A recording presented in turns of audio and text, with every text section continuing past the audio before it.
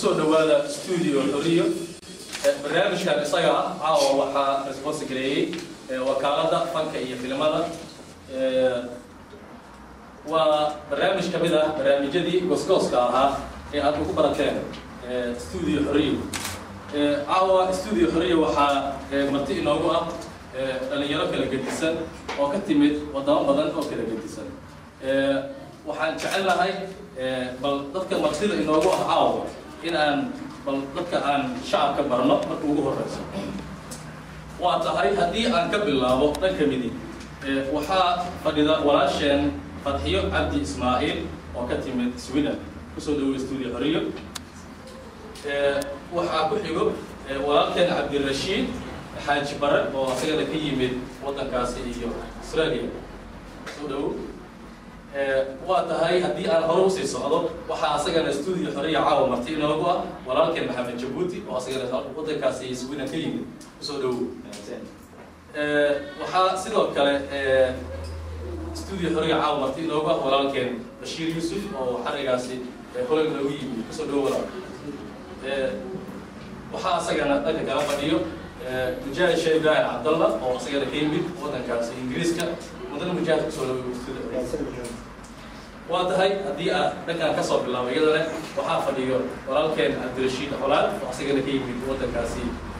Finland kusoo dhaweey studio Xoriyo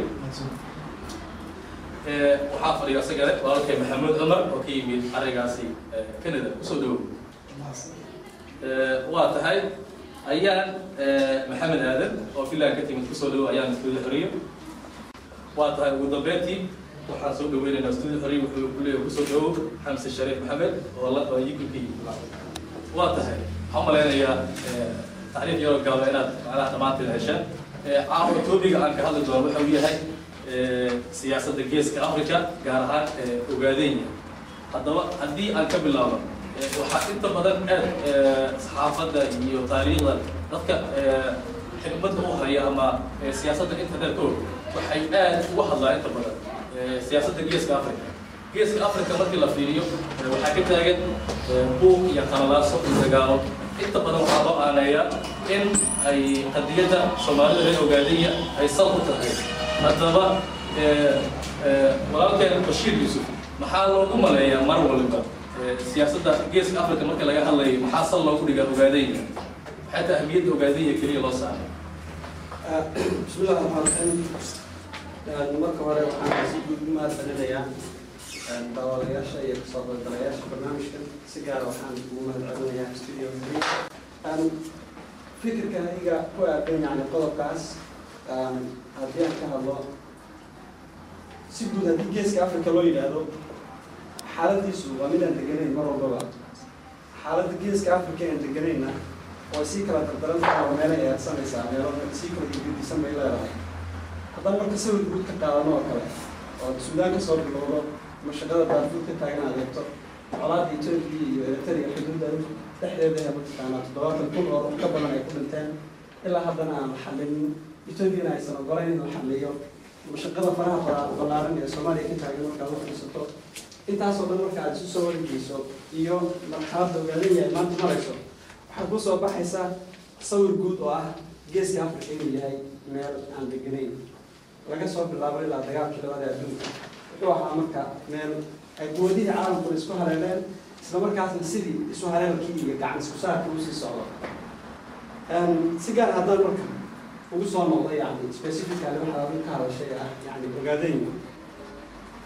waxaa la odhan karaa Ogaadenya waa aasaaska mushkiladda geeska Afrika kow Sayid Maxamed Cabdullaahi Xasan haddii laga soo bilaabo aasaas ahaan halkii daraawiishtu ka aasaasantay halkii ay ka bilaabatay maxaan dhahday dhaqaaqiisii halkii uu asal ahaan ku dhashay waxay ahayd Ogaadenya taas waxay ka dhigan tahay marka geeska Afrika wuxuu arkay maxaan dhahday dadkii awoodihii waaweynaa ee waqtigan dadka kala qaybinayay gaar ahaan Ogaadenya inay noqonayso meesha keliya ee ka soo socoto dad gobonniyadoona heeriyadiida aan ogolayn inay mataqaanaa gumaysi kusii hoos jiraan taasa marka waxayna tusinaysaa inay mar waliba ay tahay Ogaadenya maxaan dhahday dhibaatada geeska Afrika waxaa jirta gabadh taas macnaheedu maaha فضل واحد كركان تاريخ عبوسي ما أنا حلي دول فروم إيه مكان وأنصر حكي كراسي كل يوم كمان أنا شغال كده على واحد حدا ما يستمر كمور لازم هاي يعني تمام مش waxaa weeye marka haddii aan soo koobo waxaa jirta xilliyada ka mid a gurbi titankiis ma xasuusto laga qoray geeska Afrika gaar ahaan si guud waqtigii loogu magacdaray yani sanadka loogu daray Afrika ee xoroobay wadamada faraha badan ee Afrika ay xoroobayeen waxay si gaar ah markaa ku siisay qadiyadda ogaadeenaya halkaa waxaad ka garanaysaa marka lixdamaadkii dhawaanka sokow ilaa weligii inay qadiyadda ogaadeenaya soo taxanahayd waxay odhanaysaa marka maqaal ku dhex jira buuggaasa wuxuu ahaa Afrika xubnaheedii qaybo ka mid ah oo qaybo fara badan oo ka mid ah la bulshooday laakiin wadnaheeda bu'diisu weli dhiig baa ka tifqaya halkaas waxay ku tilmaantay marka inay ogaadeen tahay halkaas dhiigu ka tifqayo waxay ka dhigan tahay ilaa inta uu dhiig ka tifqayo intii dhawaaciga ahayd ee ku garab dheganayna dhiigu waa kasii tifqaya in marxaladda geeska Afrika waxaan qabaa anigu inay ku xiran tahay solution buuxa oo weliba siyaasadeed marka loo helo qadiyadda ogaadeenaya حل بحق ولا ولا كمان واضح رشيد راجع معك تاجين محل مقال خلق هذا waxaan mudan hadalka isku khilaafsanahay macnaha in ma khilaafsanay in ay ogaadeen buuda dabta ah macnaha in arrinta geeska Afrika ay ka mulkaxan tahay inay tahay taas uma khilaafsanay laakiin saqaabta uu adeegsaday ah macnaha maadaama uu ka soo baxay macnaha Sayyid Maxamed Cabdulla Xasan oo gobolkaas ka yimid sidaas darteed inay dadkaas yihiin dad heeradiid oo gumaysidiid ah inay dadku arkeen waxaa jirta Suudaan ay soo qaatay waxaa jirta dad gumaysiga la dagaalamay oo heeradiid ah waxaa jiray mataqaanaa muxuu ahaa Eritrea oo la dagaalamay Ethiopia